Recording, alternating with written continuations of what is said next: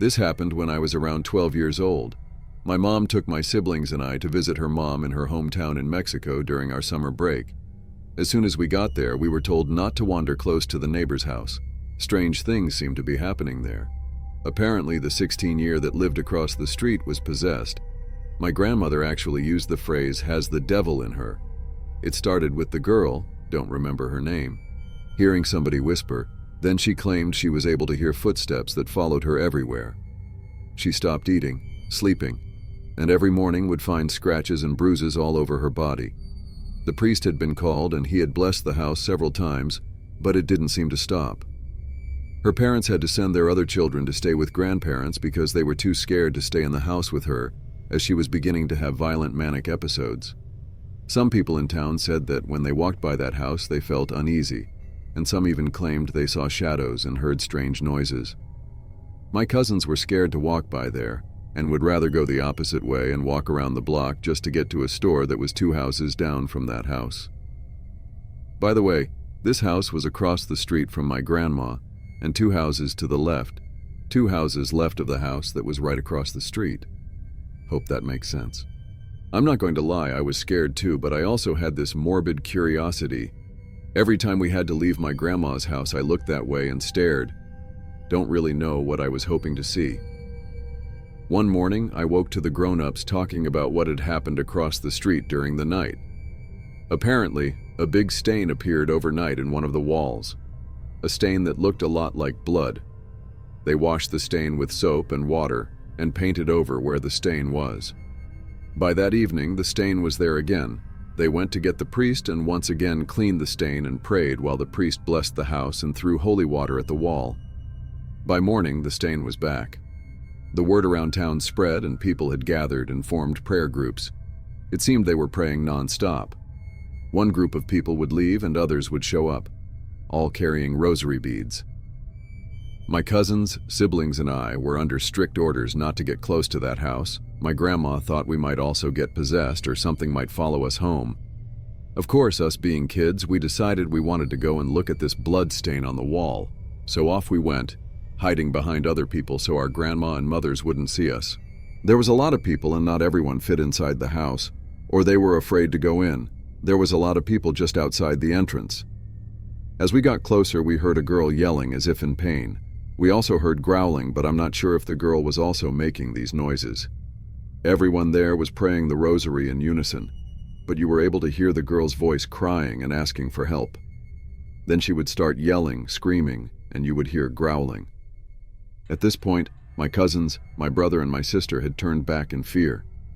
My sister grabbed my arm and tried pulling me back, but I had to see for myself who was making those noises.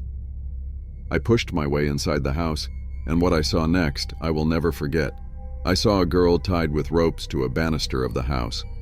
She looked to be almost just skin and bones. I don't know what I was expecting to see, but it shocked me and I gasped. For a second there, it almost seemed like she heard me and turned my way. I swear she was staring straight at me and smiled.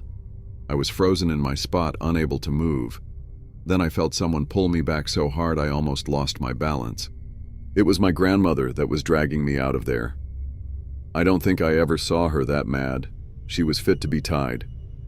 As was the norm, I got in a lot of trouble for disobeying, only this time I was really sorry that I did. I was so scared and kept seeing the girl's face and grin in my head every time I closed my eyes. I thought for sure she was going to get loose and come for me. Days after that, we headed back home to the US. Last I heard, the girl had gotten better. No one is sure if the priest coming over and blessing the house every day or the townfolk praying non-stop is what helped her, but they say that a witch, Brujo, was also summoned. His belief was that this was not a demonic possession, but a very strong case of witchcraft or black magic. Apparently this was done to her out of jealousy. She was very pretty and caught the eye of the wrong man. After she got better, she was sent away to live with relatives in the US. I don't know exactly what was wrong with her and how she got better. All I am sure of is that I saw her with my own eyes, saw the condition she was in, and heard the most god-awful noises come out of her such as I've never heard before. Many years have passed, but this is something that is very clear in my memory. I still remember that face and that smile, and it still scares me to this day.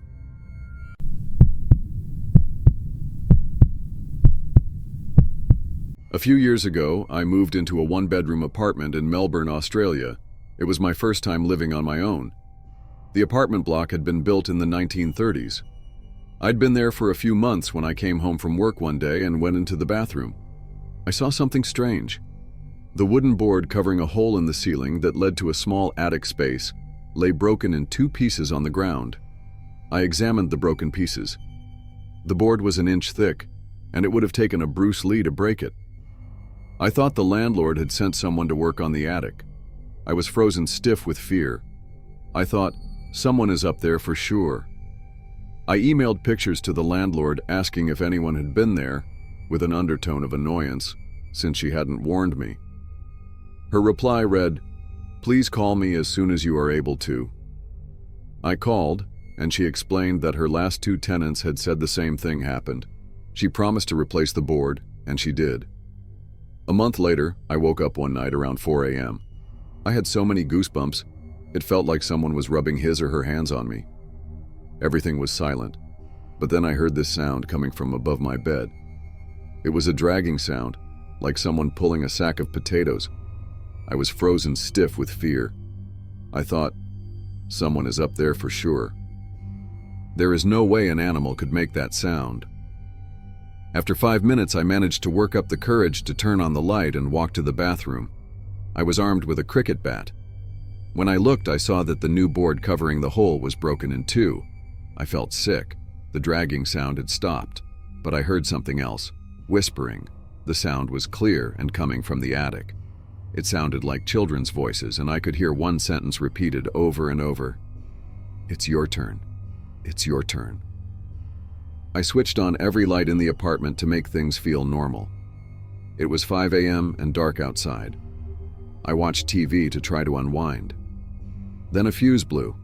My pet budgie, Dexter, whom I kept in the kitchen, usually never made a sound at night, but he started squawking like he was being strangled. I'd never heard him make those sorts of noises. He was screaming. I grabbed my car keys, ran out, sat in my car, and waited there until the sun came up. When I saw people walking their dogs, this comforted me enough to go back in. The front door was open, but I thought I hadn't closed it when I'd run out. I went to the kitchen to check on Dexter, and he wasn't in his cage. I felt sick again. All my windows were closed, so I looked everywhere inside. When I walked to the bathroom, I heard splashing. Dexter was half drowned in the toilet. I took him out, washed him, and dried him. I was so confused. At 8 a.m., I called the landlord and gave her a watered-down version of the night.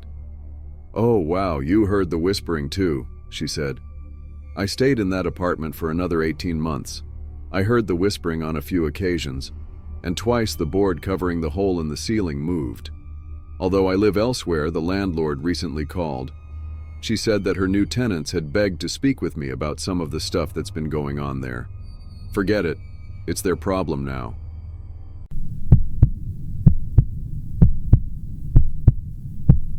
One time my husband and I had some friends over to eat pizza. One of my friends, who has always been very mystical, began to feel ill in the kitchen and excused himself to our bedroom. Once he was in the bedroom, he started to rock back and forth and giggle in a voice that made my hair stand on end. I ran out of the room, shivering with fear. My husband went in to check on him and soon returned saying our friend wanted to talk to me. I went into the bedroom where my friend walked up to me with his eyes rolled back into his, made a few little grunts and said, "This is my house." Then he knelt and kissed my feet, rubbed his hand on my belly, and motioned as though he was nursing a baby. When he knelt again, the phone rang loudly and he came out of the trance.